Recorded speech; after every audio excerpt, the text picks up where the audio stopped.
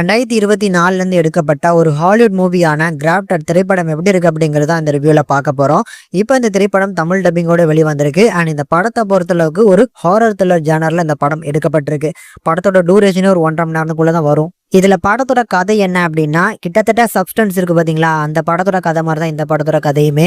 இந்த படத்துல வரக்கூடிய நம்ம ஹீரோயின் பேக்கு ஸோ ஜென்ரேஷனா ஒரு நோய் பாத்தீங்கன்னா அடுத்தடுத்து வந்துகிட்டு இருக்கு. முகத்துல, அதாவது லெஃப்ட் சைட்ல இருக்கக்கூடிய முகமே பாத்தீங்கன்னா அப்படியே கருகுன மாதிரி இருக்கும். ஹீரோயினோட அப்பா ஒரு சயின்டிஸ்ட் தான். ஸோ ஜென்ரேஷனா இப்படி இருக்கிறதுனால தன்னோட பொண்ணும் இந்த மாதிரி பாதிக்கப்படக்கூடாதுன்னு அதுக்கு எப்படியாவது ஒரு தீர்வு பண்ணணும் அப்படின்னு சொல்லி அதுக்கான ஒரு ப்ராஜெக்ட் எடுத்து பண்ணிட்டு இருந்தாரு. ஆனா அது ஒரு ஃபெயிலியரா போய் அதுலேயே பார்த்தீங்கன்னா அவர் இறந்தும் போறாரு.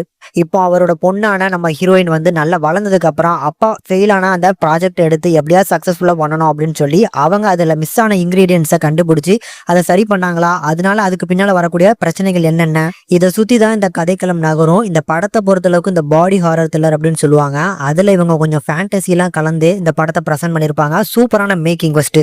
படம் ஆரம்பிக்கும் போதே அந்த அவங்க அப்பா ஒரு ப்ராஜெக்ட் பண்ணிட்டு இருப்பாருன்னு சொன்னல, அது ஃபெயிலியர் ஆகும். முகம் அப்படி பார்த்தீங்கன்னா அந்த சிஜில மாறுறதெல்லாம் அந்த அவுட்புட் சூப்பரா இருந்துச்சு. அது பார்க்கறதுக்கு ஒரு சின்ன சீனா தான் இருக்கும். ஆனா அதுக்கு பின்னால செம ஒர்க் இருக்குங்க. அது சூப்பரா பண்ணியிருந்தாங்க. இதன் பிறகு இந்த படத்துல கண்டிப்பா பெர்ஃபார்மன்ஸை சொல்லி ஆகணும். 3 ஹீரோயின்ஸ் நடிச்சிருக்காங்க. அந்த 3 ஹீரோயினோட பெர்ஃபார்மன்ஸும் நல்லா இருக்கும். படம் ஸ்டார்ட் ஆகிறதெல்லாம் பார்க்கும்போது இந்த பொண்ணு தான் ஹீரோயின் அப்படின்னு நம்ம நினைச்சிருப்போம். பட் இந்த கதைக்கு ஏற்ற மாதிரி பேலன்ஸ் இருக்கக்கூடிய அந்த 2 பொண்ணுகளையும் சேர்த்து மொத்தமா 3 பேருமே ஹீரோயினா யூஸ் பண்ணிக்கிட்டு அவங்க 3 பேரோட பெர்ஃபார்மன்ஸும் இந்த படத்துல கண்டிப்பா ஒரு மேஜரான ரோல் பண்ணிருக்குன்னு சொல்லுவேன். இதுல இந்த 3 கேரக்டர்ஸுமே டிஃப்ரெண்ட் கேரக்டர்ஸா எழுதப்பட்டிருக்கும். ஸோ அதுல நம்ம மொதல் ஹீரோயின் பாத்தீங்கன்னா ஒரு இன்னசென்டான ஒரு பொண்ணு.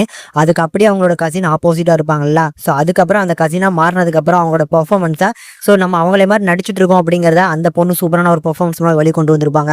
கடைசியா இருக்கக்கூடிய ஒரு பொண்ணு தான் பாத்தீங்கன்னா சேலஞ்சிங்கான ஒரு பெர்ஃபார்மன்ஸ். பட் எனக்கு 3 பேரோட பெர்ஃபார்மன்ஸும் பேலன்சிங்கா இருந்துச்சு. டெக்னிக்கல் சைடு எடுத்துக்கிட்டோம் அப்படின்னா ஏற்கனவே சொன்ன மாதிரி செம ஸ்ட்ராங்கான ஒரு படம் அப்படின்னே சொல்லலாம். ஏன்னா சிஜி ஒர்க்கு செம அவுட்புட் வந்துருந்துச்சு. அதை தாண்டி பேக்ரவுண்ட் ஸ்கோர், சில இடங்கள்ல போடப்பட்ட அந்த பிஜிஎம்ஸ் எல்லாம் ஹெட்செட்டோட கேட்கும் போது செம ஃபீல இம்பாக்டா கண்டிப்பா உண்டாக்குச்சுன்னு சொல்லுவேன். இதுல முக்கியமா அந்த ராவா மூஞ்ச கிளிக்கிற மாதிரியான சீன்ஸ், கொடூரமா இருக்கக்கூடிய சீன்ஸ் எல்லாம் இந்த படத்துல எக்கச்சக்கமா இருக்கு. அப்படிங்கறதுனால இந்த படத்தை கண்டிப்பா ஃபேமிலிஸோட பார்க்க முடியாது. அடல் கண்டென்ட் பொறுத்தளவுக்கும் இருக்கு அப்படிங்கறதுனால கொஞ்சம் தனியாவே உட்காந்து பார்த்து என்ஜாய் பண்ணுங்க. தமிழ் டப்பிங் பொறுத்தளவுக்கு அமேசிங்கா பண்ணிருக்காங்க.